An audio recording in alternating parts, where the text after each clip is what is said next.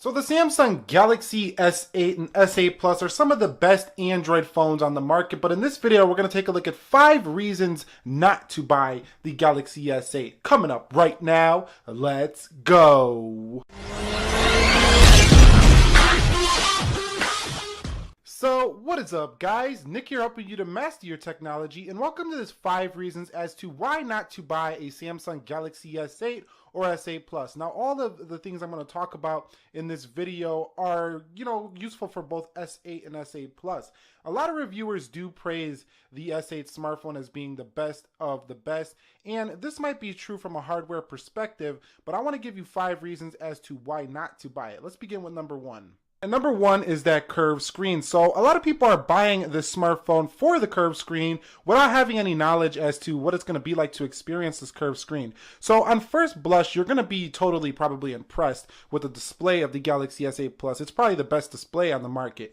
But them curved edges do become useful when you use the app's edge, so the edge panel on the S8. But when it comes to everyday use, it can get a little bit annoying when it comes to the distortion at the edges. Also, because of this resolution, it doesn't give you the full 16:9 aspect ratio that you would have on the older, flat screen smartphone. So it does cut off on the sides here. There's black bars and it does stretch, but when it stretches, sometimes your content goes over the edge and you actually have like people's heads cut off and stuff like that when you're watching videos. So the curved screen is, I would say, more beautiful than practical. So if you're a very practical kind of person, you just want a smartphone that displays media the way you're used to seeing it, this curved screen might be beautiful when you first see it, but it might be an annoyance as well. Number 2 is for the camera aficionados out there. So the Galaxy S8 Plus does have a 12 megapixel Sony sensor camera, and it is incredible. But for those of you out there who want a little bit more control over your camera, you do not get a dual camera setup here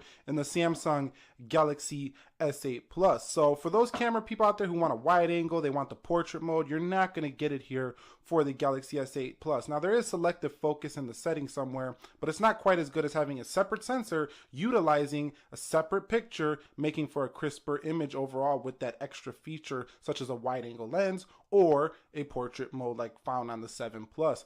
So yeah, the camera is not dual lens setup. My third reason as to why not to buy the Samsung Galaxy S8 series of phones is that it's not the buttery smoothest on the planet. It is a very smooth smartphone, but it does twitch from time to time, and it does have some typical Samsung TouchWiz lag. You can even see right there, the animations are just a little bit choppy. You've seen it flying out. It just looks a little bit choppy from time to time, and it's not the smoothest phone in the world. With the Snapdragon 835 CPU, it is a very fast phone.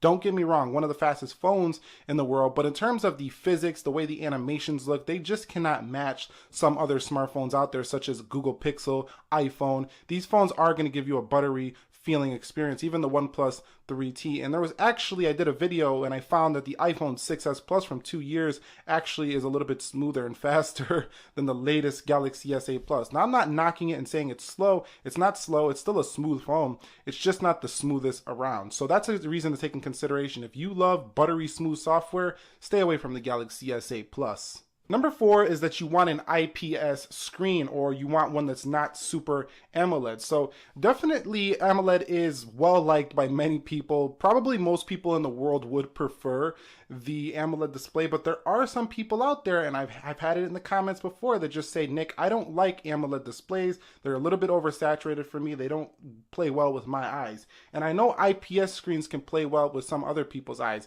As a matter of fact, I actually like reading on an IPS screen like the LG G6 has better than the S8 Plus, but I also like watching videos on a S8 Plus. So if you're the person who's going to be reading a lot, I think that an IPS display that's not a Super AMOLED is probably better. But if you do a lot of media-based stuff, the S8 Plus probably has the best screen on the market, if not ever, on any smartphone. And last but not least, you want fast software updates. You're not going to get fast software updates here on the Samsung Galaxy S8 Plus. And depending on which market you're in, you actually might get it even slower than certain markets. It's kind of fragmented when it comes to the software releases for your Galaxy device. And many of us know this is why I'm not going to buy this phone, maybe the software updates. But that's pretty much my 5 reasons as to why not to buy the Galaxy S8 Plus. Now, I don't want to sound like a total negative Nancy here. This is one one of the best, if not the best smartphones ever created. And these were just reasons as to why not, because every reviewer seems to be overly positive